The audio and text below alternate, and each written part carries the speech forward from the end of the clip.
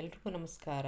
ನೀವು ತುಂಬ ಬ್ಯುಸಿ ಇದ್ದರೆ ಇನ್ಸ್ಟೆಂಟಾಗಿ ಒಂದು ಬನ್ ದೋಸೆ ಹೇಗೆ ಮಾಡೋದು ಅಂತ ನಾನು ತೋರಿಸ್ತಾ ಇದ್ದೀನಿ. ಬೆಳಗಿನ ತಿಂಡಿ ಅಥವಾ ನೀವು ಲಂಚ್ ಬಾಕ್ಸ್ಗೆ ಕೊಡೋ ಹಾಗಿದ್ದರೆ ತುಂಬಾ ಚೆನ್ನಾಗಿರುತ್ತೆ, ತುಂಬ ರುಚಿಯಾಗಿರುತ್ತೆ, ಬೇಗ ಕೂಡ ಮಾಡ್ಬೋದು. ತುಂಬ ಬ್ಯುಸಿಯಾಗಿರೋರು ಹೇಗೆ ಮಾಡೋದು ಅಂತ ನೋಡೋಣ. ಇದಕ್ಕೆ ತರಾವರಿ ತರಕಾರಿನ ಹಾಕಿದಾಗ ತುಂಬಾ ರುಚಿಯಾಗಿರುತ್ತೆ.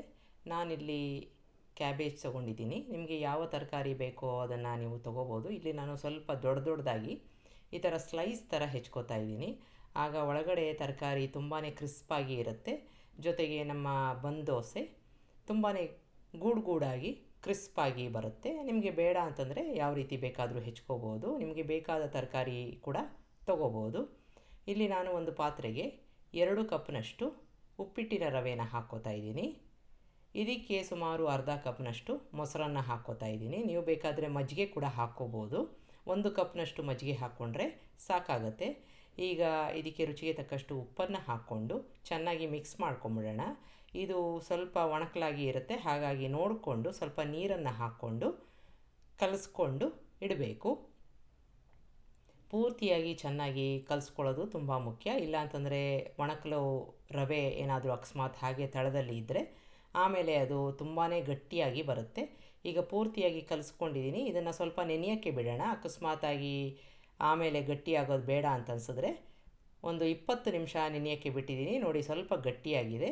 ಇಷ್ಟು ಗಟ್ಟಿ ಬೇಡ, ಹಾಗಾಗಿ ಮತ್ತೆ ಸ್ವಲ್ಪ ನೀರನ್ನು ಹಾಕ್ಕೊಂಡು ಅಡ್ಜಸ್ಟ್ ಮಾಡ್ಕೋಬೇಕಾಗತ್ತೆ. ಆದರೆ ರವೆ ಸಂಪೂರ್ಣವಾಗಿ ಮೆತ್ತಗೆ ಆಗಿದೆ. ಇದಕ್ಕೆ ಒಂದು 1/4 ಕಪ್ನಿಂದ ಅರ್ಧ ಕಪ್ನಷ್ಟು ನೀರನ್ನು ಹಾಕ್ಕೊಂಡು ಮಿಕ್ಸ್ ಮಾಡ್ಕೋತಾ ಇದ್ದೀನಿ. ಇನ್ನೇನು ಮಜ್ಜಿಗೆ ಅಥವಾ ಮೊಸರನ್ನು ಹಾಕೋ ಅವಶ್ಯಕತೆ ಇಲ್ಲ, ಚೆನ್ನಾಗಿ ಮಿಕ್ಸ್ ಮಾಡ್ಕೊಂಡಿದ್ದಾಗಿದೆ. ಇದಕ್ಕೆ ನಿಮಗೆ ಯಾವ ತರಕಾರಿ ನೀವು ಬೇಕು ಅಂತ ಇಟ್ಕೊಂಡಿದ್ದೀರಾ ಅದನ್ನು ಹಾಕ್ಕೊಳ್ಳೋದು. ಅದಕ್ಕೆ ಮುಂಚೆ ಒಂದು ಒಗ್ಗರಣೆ ಮಾಡ್ಕೋತಾ ಇದ್ದೀನಿ. ಎಣ್ಣೆ ಹಾಕ್ಕೊಂಡು ಕಾದ ನಂತರ ಇದಕ್ಕೆ ಸಾಸಿವೆನ ಹಾಕ್ಕೊಂಡಿದ್ದೀನಿ. ಚೆನ್ನಾಗಿ ಚಟಪಟ ಅಂದಿದೆ. ಇದಕ್ಕೆ ಸ್ವಲ್ಪ ಜೀರಿಗೆನ ಹಾಕ್ಕೊಂಡು ಒಂದು ಒಗ್ಗರಣೆ ಮಾಡಿಕೊಂಡು ಈ ರವೆಗೆ ಹಾಕ್ಕೋತಾ ಇದ್ದೀನಿ. ತುಂಬಾ ರುಚಿಯಾಗಿರುತ್ತೆ ಇದು ಕೂಡ ಹಾಕ್ಕೊಂಡಾಗ. ಈಗ ಮಿಕ್ಸ್ ಮಾಡ್ಕೊಂಬಿಡೋಣ.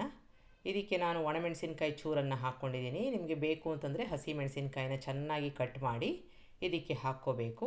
ಈಗ ನಾವು ಕಟ್ ಮಾಡಿ ಇಟ್ಕೊಂಡಿರೋ ಅಂಥ ತರಕಾರಿನ ಹಾಕ್ಕೊಳ್ಳೋಣ.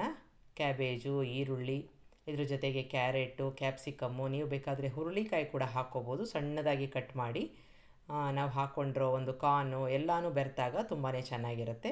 ಇದು ಹಾಕ್ಕೊಂಡಾಗ ಸ್ವಲ್ಪ ಗಟ್ಟಿ ಅಂತ ಅನಿಸಿದ್ರೆ ಮತ್ತೆ ನೀರನ್ನು ಹಾಕ್ಕೋಬೋದು. ಇಲ್ಲ ಕರೆಕ್ಟಾಗಿದೆ ಹದ ಅಂತ ಅನಿಸಿದ್ರೆ ಅವಶ್ಯಕತೆ ಇಲ್ಲ. ಈಗ ಎಲ್ಲವನ್ನು ಚೆನ್ನಾಗಿ ಮಿಕ್ಸ್ ಮಾಡ್ಕೊಂಡಿದ್ದೀನಿ.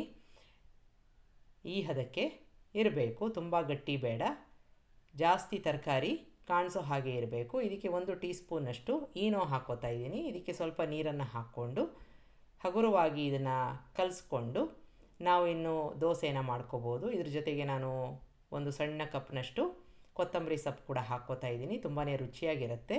ನಿಮಗೆ ಇನ್ನೂ ಯಾವುದಾದ್ರೂ ತರಕಾರಿ ಬೇಕು ಅಂತ ಅನಿಸಿದ್ರೆ ಎಲ್ಲವನ್ನು ಹಾಕ್ಕೋಬೋದು. ಈ ಹದದಲ್ಲಿ ಇದ್ದಾಗ ತುಂಬಾ ಗೂಡಾಗಿ ಬರುತ್ತೆ.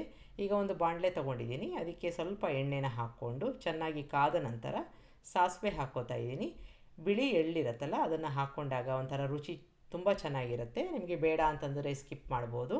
ಒಂದು ಸೌಟಿನಷ್ಟು ಹಿಟ್ಟನ್ನು ತಗೊಂಡು ಇದಕ್ಕೆ ಹಾಕ್ಕೊಂಡು ಮೀಡಿಯಮ್ ಊರಿನಲ್ಲಿ ಮುಚ್ಚಿ ಬೇಯಿಸ್ಕೋಬೇಕು. ಒಂದು ಬದಿಯಲ್ಲಿ ತುಂಬಾ ಚೆನ್ನಾಗಿ ಗರಿಗರಿಯಾಗಿದೆ ಅಂತ ಆದರೆ ನಿಧಾನಕ್ಕೆ ಅದನ್ನು ಹಗುರವಾಗಿ ತೆಕ್ಕೊಂಡು ಮತ್ತೊಂದು ಬದಿಯಲ್ಲಿ ಇದನ್ನು ಬೇಯಿಸ್ಕೋಬೇಕು. ಅಲ್ಲೂ ಕೂಡ ತುಂಬ ಗರಿಗರಿಯಾಗಿ ಆಗಿದೆ ಅಂತಾದರೆ ಈ ಥರ ಆಗುತ್ತೆ. ನಿಮಗೆ ಬಾಣಲೆ ಬೇಡ ಅಂತ ಅನಿಸಿದ್ರೆ ಯಾವುದಾದ್ರು ಸಣ್ಣ ಪ್ಯಾನ್ ಇದ್ದರೆ ಅದರಲ್ಲೂ ಕೂಡ ಮಾಡ್ಕೋಬೋದು. ಈಗ ತಟ್ಟೆಗೆ ಹಾಕ್ಕೊಂಡಿದ್ದೀನಿ. ಇದೇ ರೀತಿಯಾಗಿ ಮತ್ತೆ ಎಣ್ಣೆನ ಹಾಕ್ಕೊಂಡು ಸ್ವಲ್ಪ ಸಾಸಿವೆ ಜೊತೆಗೆ ಬಿಳಿ ಎಳ್ಳನ್ನು ಹಾಕ್ಕೊಂಡಾಗ ಆ ರುಚಿ ತುಂಬ ಚೆನ್ನಾಗಿರುತ್ತೆ. ಇದಕ್ಕೆ ಒಂದು ಸೌಟನಷ್ಟು ಹಿಟ್ಟನ್ನು ಹಾಕ್ಕೊಂಡು ಮೀಡಿಯಮ್ ಊರಿನಲ್ಲಿ ಬೇಯಿಸ್ಕೊಳ್ಳೋಣ. ಮುಚ್ಚಿ ಬೇಯಿಸ್ಕೊತಾ ಇದ್ದೀನಿ. ಈಗ ಒಂದು ಬದಿಯಲ್ಲಿ ಚೆನ್ನಾಗಿ ಗರಿಗರಿಯಾಗಿದೆ. ಬೇಗ ಆಗುತ್ತೆ, ಹೆಚ್ಚು ಹೊತ್ತು ತಗೊಳ್ಳಲ್ಲ. ಒಂದು ಸಾರಿ ನಿಮ್ಮ ಬಾಣಲೆ ಚೆನ್ನಾಗಿ ಕಾದಿದೆ ಅಂತಾದರೆ ಚೆನ್ನಾಗಿ ಆಗುತ್ತೆ. ಒಳಗಡೆ ಹೊರಗಡೆ ಬೇಯೋದು ತುಂಬಾ ಮುಖ್ಯ. ಈಗ ಆಗಿದೆ. ಇದನ್ನು ನಾನು ತಟ್ಟೆಗೆ ಹಾಕ್ಕೋತಾ ಇದ್ದೀನಿ. ಇದ್ರ ಜೊತೆಗೆ ಒಂದು ಕಾಯಿ ಚಟ್ನಿ ಸರ್ವ್ ಮಾಡಿದ್ರಂತೂ ಬೆಳಗಿನ ತಿಂಡಿಗೆ ಅಥವಾ ಲಂಚ್ ಬಾಕ್ಸ್ಗೆ, ರಾತ್ರಿ ಊಟಕ್ಕೆ ಡಿಫ್ರೆಂಟಾಗಿರುತ್ತೆ. ಒಂದು ಸಲ ಮಾಡಿ ನೋಡಿ. ತರಕಾರಿ ಸಮೇತ ಇರೋ ಅಂಥ ಒಂದು ಇನ್ಸ್ಟೆಂಟಾಗಿ ಮಾಡೋ ಒಂದು ಬನ್ ದೋಸೆ. ಇದ್ರ ಜೊತೆಗೆ ಹೇರಳವಾಗಿ ತರಕಾರಿ ಇದ್ದಾಗಂತೂ ತುಂಬಾ ಕ್ರಿಸ್ಪಾಗಿ ಒಳಗಡೆ ಮೃದುವಾಗಿ ಇರುತ್ತೆ. ನಿಮಗೆ ರೆಸಿಪಿ ಇಷ್ಟ ಆದಲ್ಲಿ ಲೈಕ್ ಮಾಡಿ, ಶೇರ್ ಮಾಡಿ, ಕಮೆಂಟ್ ಮಾಡಿ, ನನ್ನ ಚಾನಲ್ಗೆ ಸಬ್ಸ್ಕ್ರೈಬ್ ಮಾಡಿ. ನಮಸ್ಕಾರ.